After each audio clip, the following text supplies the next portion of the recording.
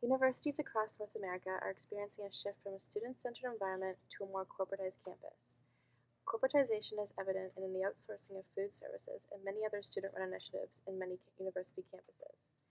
Currently, McGill University is undergoing the process of corporatization through the closing of student-run Architecture Cafe, as well as the removal of McGill names to services like Radio C-Cut, formerly McGill Radio, and the increased profit-driven nature of food services.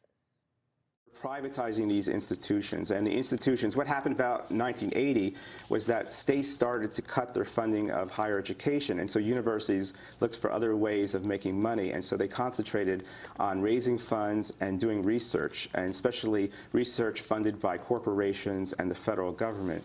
And so basically now, at a lot of universities, instruction only represents about 10% of the budget, and so it's a minor aspect of the universities, and most people don't know that. I lived in residence last year, and I still work in the residence community, and I was up at BMH, the residence upper res cafeteria, the other day, and was talking to the cafeteria ladies there, and I think that that's where we see a direct impact of the corporatization of food services on campus is with the relations between the employees and the residents.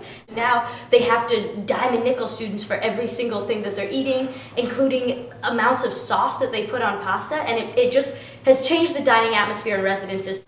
I just think that student-run institutions, especially with food, things like Midnight Kitchen and the Architecture Cafe, as well as Frostbites in the engineering building, are things that are student-run initiatives to provide services for other students. And it also just changes the vibe on campus, where students helping each other out. It makes the institution more student-centered, and it makes it a place that puts students involvement in McGill at the forefront. I think one of the best examples of the corporatization of McGill is when our principal was named principal of McGill in 2003.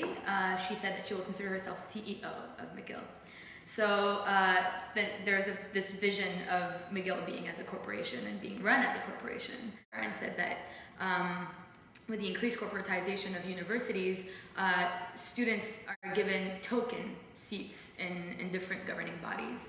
And I really like the term token. It's they define, you have student seats on Senate or on Board of Governor, but or on other committees, but the rules of the game are defined by the administration. The McGill administration is increasingly worried about liability. The McGill name is their number one priority, reputation. And often that's irreconcilable in their minds with student-run services, student input in any administrative decision-making processes on campus, as manifested, in the Architecture Cafe. In the midst of corporatization of university services, students need to demand representation necessary to voice their concerns. In doing so, they can maintain a student-centered environment instead of one of corporate interest. In the words of Margaret Mead, never doubt that a small group of thoughtful, committed people can change the world. Indeed, it is the only thing that ever has.